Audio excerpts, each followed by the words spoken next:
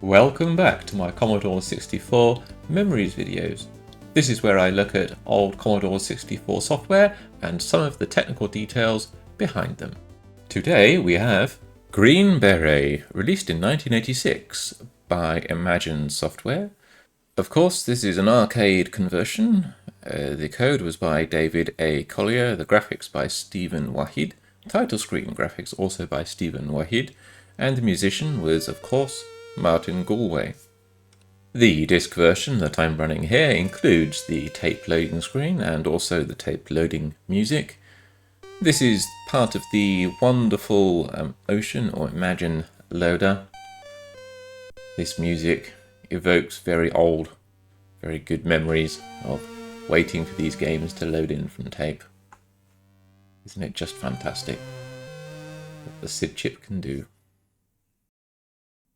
So here we are after loading, straight into the title screen with another wonderful piece of music.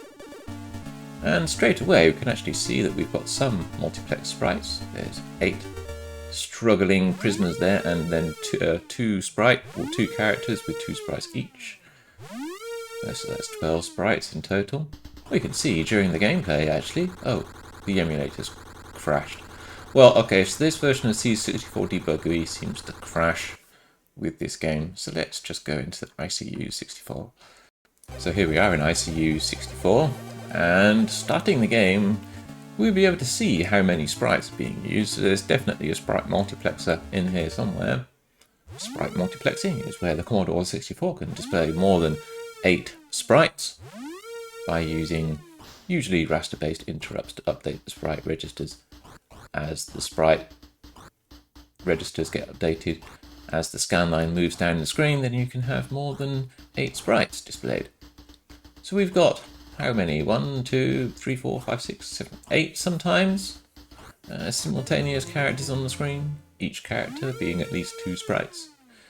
So that's maybe 14, 16, maybe 18 or 20 sprites, depending on if there are bullets, or whether or not the character is lying prone on the ground and or using their knife. So this was a game that I used to play a lot way back in the day. It's actually a very difficult game. I'm finding it very difficult to actually survive. Let's put it like that.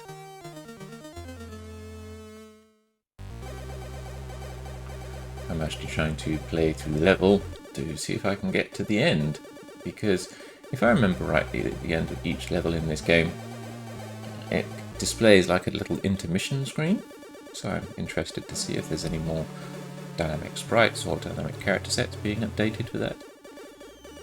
But yeah, this music is also fantastic, isn't it? Not just on the title screen. There are some pokes, but I'm not too sure how well they do on the disc version. Here we are in the tape version. I'm warping through it somewhat, but now you can hear some of the music. It's the same loading music, right? It's just that the tape loader builds up the visible bitmap loading screen as it loads in the data. I really liked this kind of loader, which loaded the visible bitmap screen. Let's just warp ahead a little bit. Now the game's mostly loaded. Let's zoom through the memory in the graphics map. This is the sprites view, and we can see that there's a few sprites there in the second bit bank, and also some sprites in the last bit bank.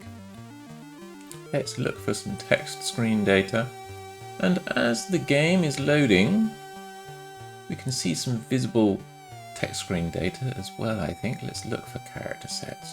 Well, there's a whole bunch of character set data that's already been loaded in at the last Vic bank. So there's quite a lot of data loaded in this game. I think it's a single load though, right? Even on the tape version it's a single load. Yeah, the screen's now switched off. It's just loading the last bits of data, probably all over the music that was being played during the loading, and also the last bits of the loading bitmap. That screen there looks like a game screen, which then changes into the title screen. So yeah, it looks like the game had some kind of like spurious data as it was transferred to tape. spurious data left over from probably the first level or something like that. But anyway, there's the sprites in memory. Unusually, this game is using the second Vic bank, so 4000 in hex to 7FFF in hex. That's the second Vic bank. Let's just save a snapshot as well, just so I can get back here quicker. So I have some infinite lives and also infinite special weapons, pickup weapons enabled now for cheats, because this game is so darn hard, especially with my slow reactions these days. Anyway, so there's all of the sprites, and there's what looks like the visible character set, right, all the way at the end of the second Vic bank in memory. So what we'll do is that we'll scroll this around. Oops, we'll scroll this view around here so that we can see the entire character set, but we can also see all of the sprites in memory simultaneously, so we can see if there's any updates going on. So yes, we have some updates going on from between the title screen and the first level.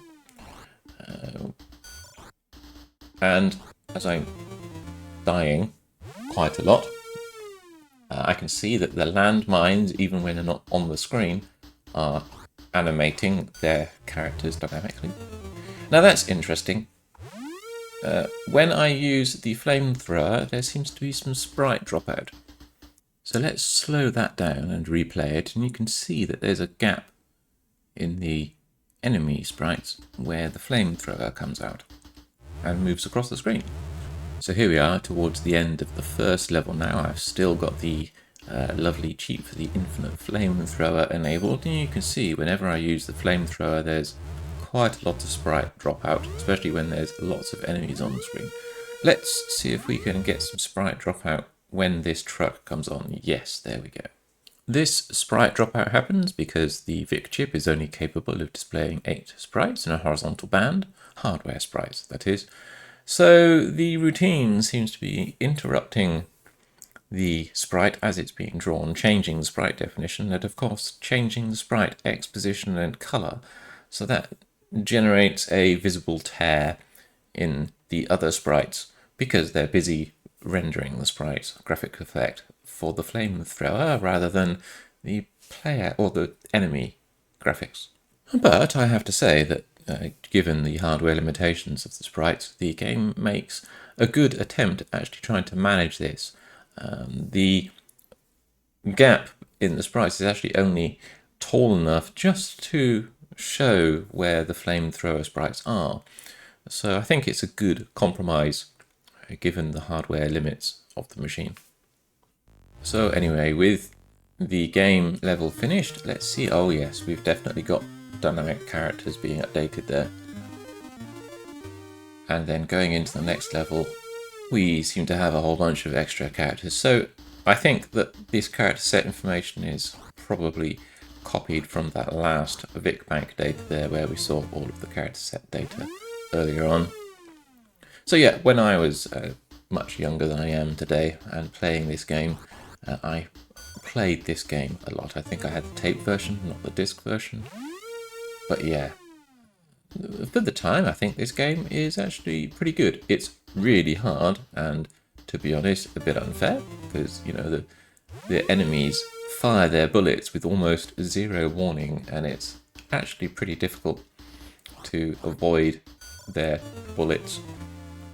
I think I had to make heavy use of cheats even when I was playing this back in the day, and I think the ones from C64 worked really quite well. The typing, I think it was a longer type-in one, and for the tape version, and I think it removed a lot of the enemies as well.